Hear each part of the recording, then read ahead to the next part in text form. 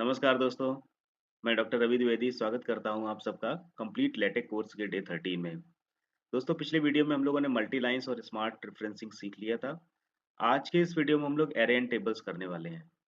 जो लोग भी रिसर्च कर रहे हैं या आगे करने वाले हैं, उनको मैं बता दूं कि जो टेबल्स हैं और जो एरेज हैं, ये यूज़ की जाती हैं डेटा को अरेंज करने के लिए। किसी भी डेटा को ग्रिड फॉर्म या बॉक्सेस में लिखने के लिए हम टेबल्स का यूज़ करते हैं।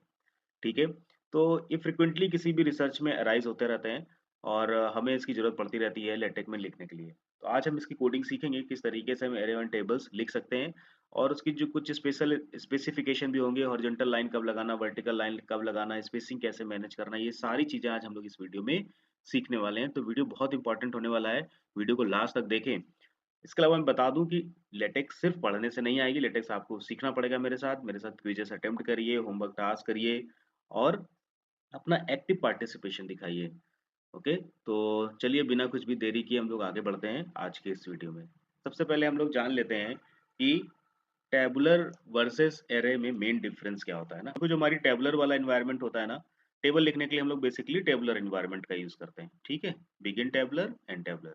ये नॉर्मल टेक्स्ट मोड में यूज़ होता है, मतलब इसके लिए इसको हमें मैथ मोड में लिखने की ज़रूरत नहीं पड़ती है, ये नॉर्मल टेक्स्ट मोड में यूज़ हो जाएगा, ठीक है? थीसिस, रिपोर्ट और रिज़्यूम बनाने के लिए ये एक बेस्ट ऑप्शन है। फिर आता है एरे एनवायरनमेंट, है ना? एरे एनवायरनमेंट का मेन क्या है, एक तो ये मैथ मोड में काम करता है, दूसरा जब कोई कॉम्प्लेक्स मैट्रिक्स आ जाए ना, जब उस मैट्रिक्स के बीच में भी हमें वर्टिकल और हॉरिजॉन्टल लाइन्स चाहिए हो, तब हम लोग एरे एनवायरनमेंट का यूज़ करते हैं। तो चलिए आगे बढ़ते हैं हम लोग।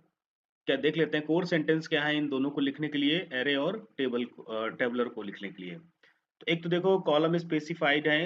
अगर हमें जो भी हम टेक्स्ट या फिर लिख रहे हैं उसको अगर अलाइन करना है, हमको क्या करना है, अलाइन करना है। मान लीजिए हमें लेफ्ट अलाइन करना है तो हम उसके लिए एल यूज़ करेंगे, ठीक है? सेंटर में अलाइन करना है तो सी यूज़ करेंगे और राइट में अलाइन करना है तो हम लोग उसको आर यूज़ करेंगे, ठीक है? इसके बाद आप जानते ही हैं इसका काम क्या है, एम्परसैंड। इसका काम है कॉलम को क्या करना, सेपरेट करना, ठीक? दूसरा ये भी जानते हैं डबल बैकस्लैश, इसका काम क्या है? इसका काम है अगली रो शुरू करने के लिए। फिर एक ये नया है पाइप, है ना? एक वर्टिकल लाइन जो होती है ना ऐसे इस तरीके से हमारे कीबोर्ड में, उसको हम लोग यूज़ करते हैं वर्टिकल बॉर्डर बनाने के लिए। और अगर हमें हॉरिजॉन्टल बॉर्डर बनाना है तो उसके लिए कमांड होगी एच लाइन, जो हम लोग अभी देखेंगे उसको यूज़ करेंगे। ठीक है? तो ये मेन कोर सिंटैक्स हैं टेबल को बनाने के लिए। चलिए एक प्रैक्टिकल एग्जांपल देख लेते हैं, हमने क्या किया यहाँ पे बिगिन टैबुलर स्टार्ट किया। अब देखो मैं चाहता हूँ कि जो हमारा फर्स्ट कॉलम हो ना वो लेफ्ट से अलाइन्ड हो, सेकंड कॉलम सेंटर से अलाइन हो और थर्ड कॉलम जो है ना राइट से अलाइन हो। ठीक? अब यहाँ पे देखो क्या है, हमने एच लाइन लिख दिया, ठीक? एच लाइन का मतलब यहाँ पे एक हॉरिजॉन्टल लाइन आ जाएगी। जैसे टेबल शुरू होगी ना पहले एक हॉरिजॉन्टल लाइन आएगी, ठीक? ये सब चीज़ें तो स्पेसिफिकेशन है, यहाँ टेबल से कोई लेना-देना नहीं है। ये एच लाइन दे दी, एक हमारी हॉरिजॉन्टल लाइन आ गई। अब पहली लाइन में हम चाहते हैं कि हमारा क्या हो, है ना? मतलब क्या हम स्पेसिफाई लिखने जा रहे हैं इसमें उनकी वो हो, है ना? तो हमने पहले पहले कॉलम में हम सब्जेक्ट लिखेंगे, दूसरे में कोड लिखेंगे और तीसरे में उसके मार्क्स लिखेंगे, ठीक है? फिर इसके बाद क्या हमें रो चेंज करना है, तो हमने रो चेंज कर दी। अब हमें एक और हॉरिजॉन्टल लाइन चाहिए, है ना? बॉर्डर चाहिए, तो मैंने यहाँ पे एक एच लाइन लगा दिया। फिर क्या करेंगे, सब्जेक्ट वाले में सब्जेक्ट लिखेंगे, ठीक है? एंड का यूज़ करके हम क्या करेंगे, कॉलम को सेपरेट करेंगे, ठीक? और फिर डबल लाइन का यूज़ करके रो को चेंज करें। तो इस तरीके से जब हम कोडिंग लिखेंगे, है ना? तो हमारा क्या होगा, एक टेबल बन के इस तरीके से आ जाएगी। अभी हम लोग प्रैक्टिकल करेंगे तो उसको हम लोग और डिटेल में समझाएँगे। तो चलिए देख लेते हैं हम लोग अब एरे मोड को। एरे हमें क्या करता है, एक्चुअली ये मैट्रिक्स और टेबल का कॉम्बिनेशन होता है। देखो हम लोग जो टेबल लिखते हैं ना तो उसमें ये ब्रैकेट्स नहीं आते हैं, राइट? और जब हम लोग मैट्रिक्स लिखते हैं तो ये लाइन्स नहीं आती हैं। तो इन दोनों का ये एक तरीके से क्या है ना?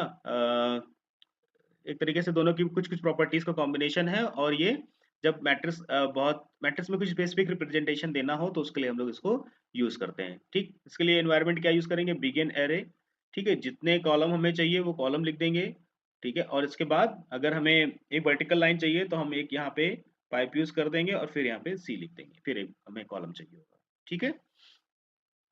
हॉरिजॉन्टल लाइन के लिए मैंने पहले बताया एच लाइन हम लोग यूज़ करेंगे। ठीक? तो इसके भी सेम फॉर्मेटिंग बॉर्डर है ना? सिंगल लाइन के लिए हम लोग एच लाइन लिख देंगे, ठीक?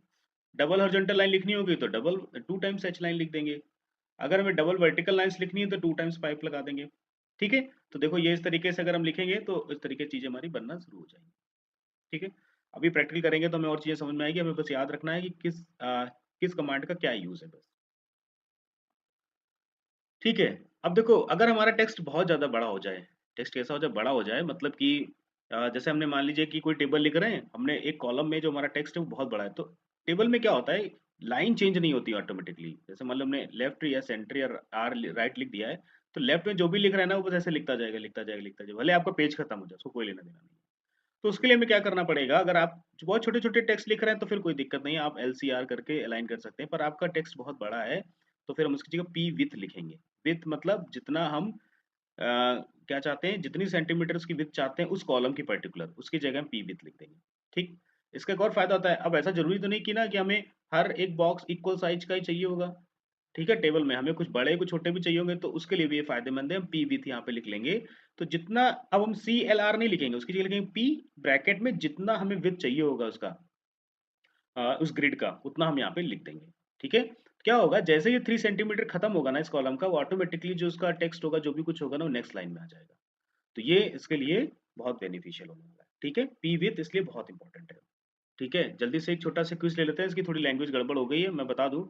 मैट्रिक्स के अंदर अगर एक हमें हॉरिजॉन्टल लाइन खींचनी हो और वर्टिकल लाइन भी खींचनी हो, तो हमें क्या यूज़ करना चाहिए? तो हम कौन-सा एनवायरनमेंट यूज़ करेंगे? जल्दी से इसका आंसर हमें कमेंट में बताइए। ठीक है? चलो चलते हैं हम लोग अपने प्रैक्टिकल की तरफ। ओके, तो आ गए हम लोग अपने वापस अपनी सीट पे। मैं फिर से रिमाइंड कराऊँगा, कोई भी लेटेक डॉक्यूमेंट होगा, वो कहाँ से स्टार्ट होगा? डॉक्यूमेंट क्लास से स्टार्ट होगा, ठीक है? 12 पॉइंट A4 ये सारी चीज़ें ऑप्शनल हैं, आर्टिकल ले लेंगे, फिर हम लोग पैकेजेस यूज़ करेंगे, फिर यहाँ पे एनवायरनमेंट है ना? उनको डिफाइन कर लेंगे। इसके अलावा फिर ये मार्जिन्स हैं हमारे पेज के और ये पेज का लेआउट है, ठीक? फिर बिगिन डॉक्यूमेंट से स्टार्ट करेंगे, देन टाइटल, ऑथर और इसके बाद हमारा मेन डॉक्यूमेंट स्टार्ट हो जाएगा। ठीक है? या फिर जैसी आपकी रिक्वायरमेंट होगी, उस तरीके से भी हम लोग इसको स्टार्ट कर सकते हैं। चलिए, स्वागत है आपका एक बार फिर से लेटेक्स के लेक्चर 13 में। शुरू करते हैं हम लोग प्रैक्टिकल। तो पहला मैं सेक्शन बनाने जा रहा हूँ। 1 मिनट पहले हम लोग जान लेते हैं हम लोग क्या-क्या सीखेंगे। Today we learn tables and arrays. ठीक है? तो पहला सब सेक्शन मैं बनाता हूँ टेबल्स का। टेबल्स, ठीक? मैंने क्या बताया इसके लिए हम क्या यूज़ करेंगे? Begin tabular. बिगिन टेबलर, ठीक है? अब देखो, यहाँ पे बात आ रही है कॉलम्स की, कितने कॉलम्स हम लोग चाहते हैं यहाँ पे, ठीक है? और वर्टिकल लाइंस कहाँ-कहाँ पे चाहते हैं। अभी मैं आपको बता दूँ, मैं इसको नहीं लिखता हूँ अभी थोड़ी देर के लिए, मैं इसको रन कराता हूँ, ठीक है? बिगिन टेबलर, एंड टेबलर और यहाँ पे कंटेंट है, मैं इसको रन करा रहा हूँ, तो क्या ले रहा है, ये देखो सी चूँकि आ रहा है इसलिए ले रहा है, मैं इसको भी हटा दे रहा हूँ। अब देखते हैं ज़रा क्या आ रहा है इसमें, ठीक है? अभी तो एरर आ रहा है, कोई बात नहीं। चलिए, तो ये इस तरीके से अगर हम क्या करें, करना पड़ेगा ना इसकी फ़ॉर्मेटिंग, ना इसको हमें क्या करना है, इसकी फ़ॉर्मेटिंग देनी पड़ेगी इसको, ठीक है? भाई अभी हमने कह दिया कि टेबल बनाओ, अब हम उसको बता ही नहीं रहे उसको टेबल में बनाना क्या है, तो चलो भाई इसको बता देते हैं बिना कन्फ्यूज़ किए।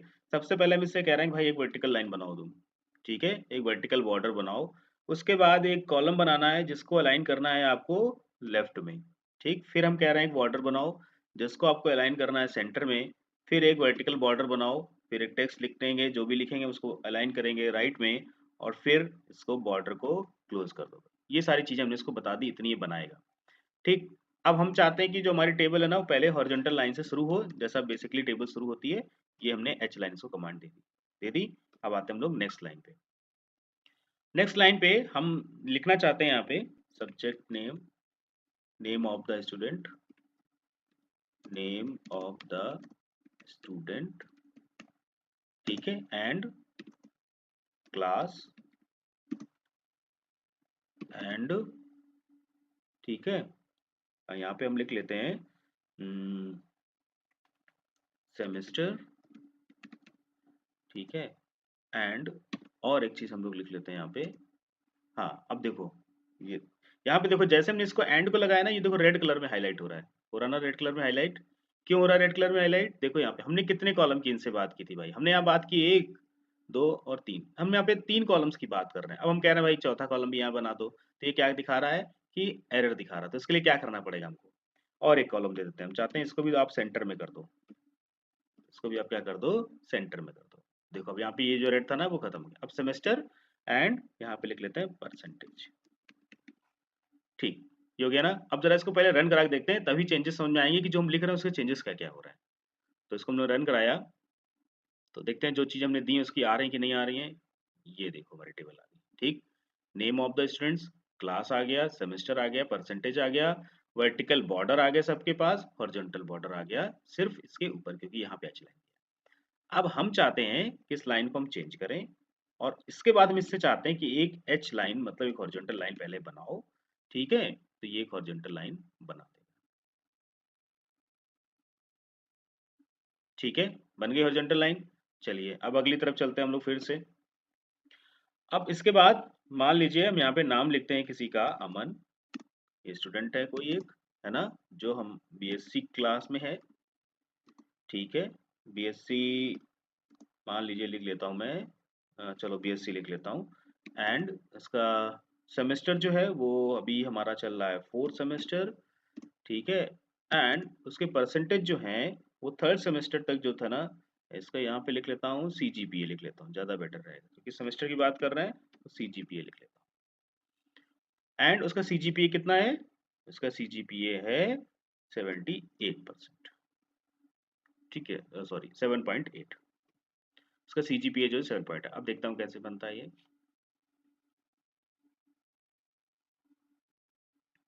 बन गया ना? अब देखो यहाँ पे अमन जो है वो कहाँ से देखो अलाइन हो रहा है, लेफ्ट से अलाइन हो रहा है। बीएससी जो है वो कहाँ से अलाइन हो रहा है, बिल्कुल सेंटर में अलाइन हो रहा है। और ये 4th सेमेस्टर कहाँ पे जा रहा है, ये राइट में जा रहा है, और ये वापस हमने इसको सेंटर दिया था इसलिए सेंटर से अलाइन, ठीक है ना? तो ये कहानी समझ में आ रही होगी क्या चल रहा है। अगर मान लीजिए अमन को भी सेंटर में अलाइन करना चाहते हो तो यहाँ पे भी सी लिख देंगे।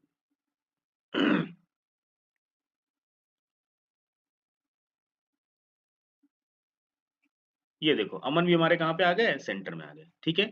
तो बेसिकली जब हम बनाते हैं तो यहाँ पे सी सी लिख के बनाते हैं, क्योंकि टेबल में ज़्यादातर चीज़ों को हमें सेंटर में दिखाना ज़्यादा एक्यूरेट लगता है in comparison to right left align करके, ठीक है? ये देखिए सारी चीज़ें बढ़िया बन रही हैं। इसके बाद इसको क्या रिक्वायरमेंट है, अब हम सभी जानते हैं इसको क्या रिक्वायरमेंट है, एक डबल लाइन दे और एक एच लाइन की रिक्वायरमेंट है, तो ये बहुत बेहतर दिखेगा हमारा।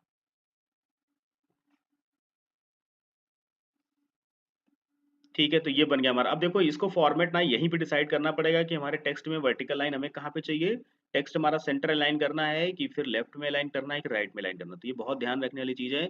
इसको हम लोग पहले यहीं पे फॉर्मेटिंग दे देंगे, उसके बाद हम लोग यहाँ पे, ठीक है, हम अब देखो एच लाइन दे देंगे या फिर लाइन चेंज करनी है तो उस हिसाब से हम लोग एंड से कॉलम को सेपरेट कर देंगे। डबल लाइन से हम लोग रो चेंज कर लेंगे। एच लाइन से हम लोग हॉरिजॉन्टल बॉर्डर दे देंगे और पाइप से हम लोग वर्टिकल बॉर्डर दे देंगे, हमारी टेबल तैयार होगी। इतनी चीज़ होती है। अब देखो ये जैसे है ना, इसको हम चाहते हैं कि हमारा क्या हो, है ना, थोड़ा-सा हाइलाइट रहे, तो हम इसको बोल्ड फ़ॉन्ट सीरीज़ में इसको ऐसा रख देते हैं हम लोग, है ना, नेम ऑफ द स्टूडेंट। तो देखते हैं कैसा आता है भाई ये, ठीक है? तो हमने बोल्ड फ़ॉन्ट इसको कर दिया भाई, हेडिंग होती थोड़ा-सा बोल्ड में दिखे ज़्यादा अच्छा लगता है, तो हमने नेम ऑफ द स्टूडेंट इसमें बोल्ड कर दिया। ऐसे आप इनको भी बोल्ड में कर सकते हो। अब देखो, ये नॉर्मली टेक्स्ट की तरह काम कर रहा है। अब जैसे ही मान लीजिए यहाँ पे कोई मैथमेटिकल चीज़ें आ गई, ठीक है? मैं एक दूसरी लाइन लिखता हूँ, ठीक है? नेम ऑफ द स्टूडेंट, अब ये ऐसा इसको मतलब हेडिंग से रिलेट नहीं कराना है। मैं इसको ऐसा मैथमेटिकल टाइपिंग करके दिखा रहा हूँ इस वजह से ऐसा ना, स्क्वायर रूट ऑफ 23। ठीक, अब देखो चूँकि यहाँ पे इन्होंने ऑटोमेटिक हमारा डॉलर ले लिया है, पर बेसिकली क्या है, कोई भी मैथमेटिकल चीज़ें अगर हमें लिखनी होंगी ना, तो हमें क्या करना पड़ेगा? मैथमेटिकल मोड ऑन करना पड़ेगा, ठीक है? क्योंकि ये टेबल जो है ना सिंपल टेक्स्ट फॉर्म में काम करती है। तो हमें क्या करना पड़ेगा यहाँ पे, मैथमेटिकल मोड जो है ना वो ऑन करना पड़ेगा, फिर ये हमारा बनेगा। ये देखिए, ठीक है? रूट 23 हो गया, फिर हम एंड कर देंगे, ठीक है? तो ऐसे करके जो भी हम लिखेंगे यहाँ पे आता जाएगा, ठीक है? फ्रैक 2/3, ठीक है? ये देखो ऑटोमेटिकली ले रहा है डॉलर साइन, क्योंकि इसको पता है कि अगर डॉलर साइन नहीं लेंगे तो ये रन नहीं करेगा। पर अगर वो नहीं ले रहा है आपके जो भी आप यूज़ कर रहे हैं उसमें, तो आपको यहाँ पे डॉलर साइन में ही लिखना पड़ेगा इसको। अल्फा, ठीक है? एंड एक हम यहाँ पे थीटा भी लिख लेते हैं, जो कि हम लोगों ने लास्ट टाइम ये सारी चीज़ें सीख रखी हैं, ठीक है? जिन लोगों ने नहीं सीखी हैं अभी तक, तो पिछले वीडियो जो है ना वो ज़रूर देखें। बल्कि मैं सजेस्ट करूँगा हमेशा जब भी देखें इस प्लेलिस्ट को, एक फर्स्ट लेक्चर से देखें और पूरा देखें। बहुत अच्छे से आपको लेटेक्स समझ में आएगी तब। एच लाइन, ये सारी चीज़ें हो गई, अब आपको समझ में आ गया होगा कि कैसे क्या करना है। अब देखो कहानी कहाँ पे गड़बड़ होगी, जब हम कुछ बहुत बड़ा डॉक्यूमेंट लिख देंगे। बड़ा डॉक्यूमेंट कैसा लिख रहे हैं हम लोग, जैसे कि मान लो हम यहाँ पे आते हैं, मैं इसी को थोड़ा कॉपी करता हूँ, कुछ चीज़ें मैं यहाँ से डिलीट करूँगा। ये मैंने कॉपी किया, ठीक है? और यहाँ पे मैं इसको दोबारा लिख रहा हूँ दूसरी टेबल में। अब देखो यहाँ पे क्या है कि हाँ, मैं ज़्यादा कॉलम नहीं लेना चाह रहा हूँ, 2 कॉलम ले रहा हूँ बस। सारी चीज़ें मैंने हटा दी, ठीक है। नेम एंड डिस्क्रिप्शन, डिस्क्रिप्शन, ठीक। अब देखो क्या आ रहा है यहाँ पे, 1 मिनट, डिस्क्रिप्शन, ठीक है। अब मैं यहाँ पे क्या कर रहा हूँ, मैंने एक डबल लाइन लगाई, एच लाइन लगाया। अब यहाँ पे मैंने पहला नाम लिखा doctor, 1 minute, doctor Ravi Dwivedi, ठीक। फिर एंड लगाया मैंने, ठीक। यहाँ पे मैंने लिखा assistant professor at Swami Atmanand government English. इतना बड़ा टेक्स्ट लिखने की जरूरत है इसलिए मैं लिख रहा हूँ, है ना। ऐसा मत समझना कि ये टाइम वेस्ट करने का टाइम वो है। मॉडल कॉलेज, देखो इससे भी होगा क्या, क्या प्रॉब्लम आएगी अगर हमारा टेक्स्ट बहुत लंबा हो जाएगा तो। जगदलपुर, अब देखो जरा रन कराते हैं क्या होता है, और इस तरह की सिचुएशंस को आप कैसे हैंडल करेंगे वो जरा हम लोग देखते हैं। ये देखो, कहाँ गई टेबल, पेज खत्म हो गया हमारा, पेज खत्म हो गया, उसके भी बाहर चली गई, ये देखो, ठीक है। अब ये टेक्स्ट हमारा कहाँ चला गया, पेज के बाहर चला गया। अब इस तरीके की सिचुएशन आएगी तो क्या करेंगे, अब देखो पहला कॉलम तो ओके है, इसमें भी कोई दिक्कत नहीं, दूसरे कॉलम में दिक्कत, तो हम क्या लिखेंगे, पी लिखेंगे। यहाँ पे ना इसको हम लोग साइज दे देते हैं, विड्थ दे देते हैं 3 सेंटीमीटर। देखते हैं जरा 3 सेंटीमीटर से काम बनेगा क्या हमारा। ये देखिए बन गया ना काम। क्या किया इसने, लाइन ऑटोमेटिकली चेंज हो गई, जहां पे 3 सेंटीमीटर कंप्लीट हो गया। पर हमारे पेज में देखो अभी और भी स्पेस है, राइट। तो क्या करते हैं हम लोग, यहाँ पे इसको थोड़ा और स्पेस दे देता हूँ, मैं 7 सेंटीमीटर लिख देता हूँ,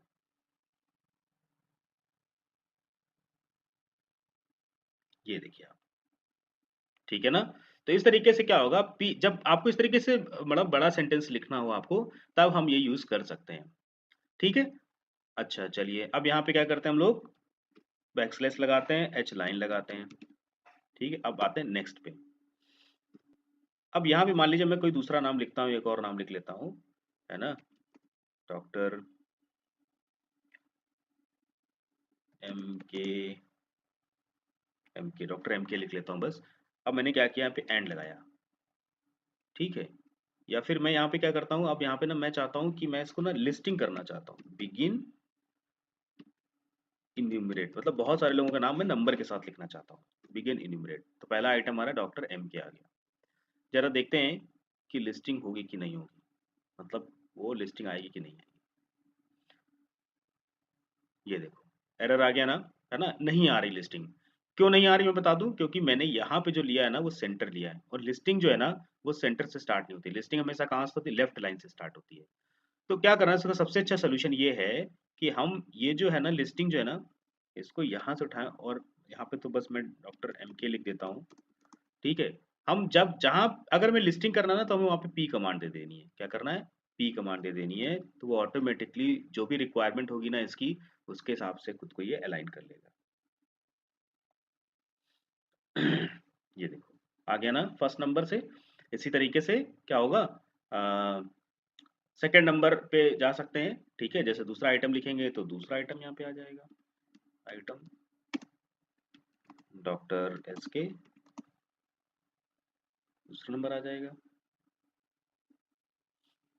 ठीक है। तीसरा नंबर, चौथा नंबर, जो भी हम लिस्टिंग करना चाहते हैं ना टेबल के अंदर, वो भी हम लोग कर सकते हैं। पर याद रहे कि वो सेंटर, लेफ्ट और राइट अलाइनमेंट के साथ काम नहीं करता है, वो तभी करेगा जब विथ के साथ हम लोग टेबुलर फॉर्म को यूज करेंगे, ठीक है।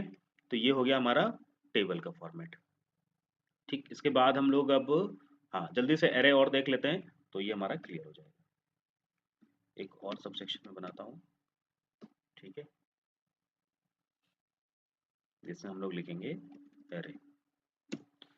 तो अरे मैंने पहले बताया, देखो ये स्टार्ट होगा, ये हमेशा काम करेगा मैथ मोड में, तो मैं एक यहाँ पे मैथ मोड बना लेता हूँ, फिर यहाँ पे लिखता हूँ बिगिन एरे। अभी देखो यहाँ पे आ रहा है कॉलम्स, तो कॉलम्स हमें बताने पड़ेंगे कितने कॉलम्स हमको चाहिए, ठीक है। तो कॉलम यहाँ पे सी का मतलब कॉलम से होता है, यहाँ पे सी का मतलब सेंटर वगैरह से नहीं होता है, एरे सिर्फ सेंटर में ही काम करेगा। ये मान लो 3 कॉलम्स बनाना चाहते हैं, हम 3 सी दे देंगे, ठीक है। 3 कॉलम्स, बाकी सेपरेट करने का काम वही है, 1 एंड 2 एंड 3, ठीक है। फिर इसके बाद 0 एंड 2 एंड 4, ठीक है। देखो यहाँ पे ये एरे बन के आ जाएगा, और ये भी हमारा मैट्रिक्स की तरह ही बन के आएगा। बस क्या है कि इसमें फिक्स है कि अ, ठीक है, मैट्रिक्स तरह बन के आ गया। अब इसमें क्या है कि कोई ब्रैकेट नहीं आ रहा है, ठीक? हम चाहें तो हुँ, ठीक है। मैंने शायद थ्योरी में बता दिया था कि ब्रैकेट्स भी आता है, पर यहाँ पे ब्रैकेट्स नहीं ले रहा है वो, है ना? ब्रैकेट्स नहीं आ रहा है इसमें, तो ब्रैकेट्स भी हम लोग इसको दे सकते हैं अपने अकॉर्डिंग। देखो मैं यहाँ पे क्या करता हूँ, एक यहाँ पे लेफ्ट कमांड लिखो और इसके साथ एक स्मॉल ब्रैकेट लगाओ, ठीक? और फिर इस ब्रैकेट को ना यहाँ पे आके बंद कर दो, राइट? और ये स्मॉल ब्रैकेट, तो अब ये क्या करेगा, ब्रैकेट्स भी ले लेगा, ब्रैकेट भी ले लेगा। तो इसमें क्या है ना, ब्रैकेट के लिए हमें अलग से कमांड देनी पड़ेगी। इसका मेन बेनिफिट बस यही है कि हम इसमें वर्टिकल और हॉरिजॉन्टल लाइन्स ऐड कर सकते हैं। ठीक है, देखो जैसे 2 कॉलम के बाद हमें वर्टिकल लाइन ऐड करनी है, तो हम यहाँ पे एक पाइप लगा देते हैं, सॉरी ये, और इसके बाद हमें एक हॉरिजॉन्टल लाइन देनी है, तो हम यहाँ पे एक एच लाइन लगा देते हैं। ठीक है, तो ये इस तरीके से हमारा लाइन्स आ जाएंगी। बाकी इसके अलावा कोई इसका खास यूज़ नहीं है, क्योंकि जैसा मैट्रिसेस में लिखते हैं वैसे हम लोग एरे में भी लिखते हैं। ठीक है ना? समझ में आ रहा है? अब देखो यहाँ पे अगर हमें डबल लाइन्स लगानी है, तो हम क्या करेंगे, एच लाइन और एक बार यूज़ कर देंगे, तो यहाँ पे क्या हो जाएगी, डबल लाइन्स आ जाएँगी। ये देखिए, ठीक है? डबल वर्टिकल लाइन लगानी है, तो फिर हम तब भी हम क्या करेंगे, एक बार और पाइप यूज़ कर देंगे। ठीक है?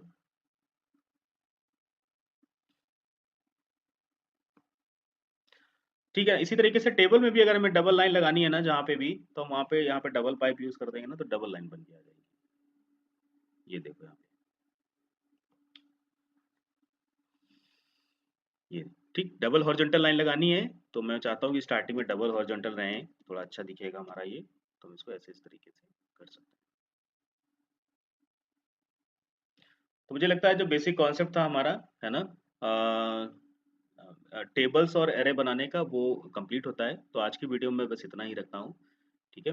और चलिए हम लोग देख लेते हैं कि आज का हमारा होमवर्क टास्क क्या है। तो आज का आपका होमवर्क है, आपको एक टेबल बनानी है, ठीक है? किस तरीके की टेबल, एक टेबुलर टेबल बनाएँ जिसमें पी विथ का यूज़ करके बड़ा टेक्स्ट लिखो, है ना? पी विथ का यूज़ करो और उसमें मतलब जिसमें पी विथ का भी यूज़ हो, ऐसा कर लो, है ना? सिर्फ़ पी विथ नहीं, पी विथ का भी यूज़ हो, इसको भी यूज़ करना है, ठीक है?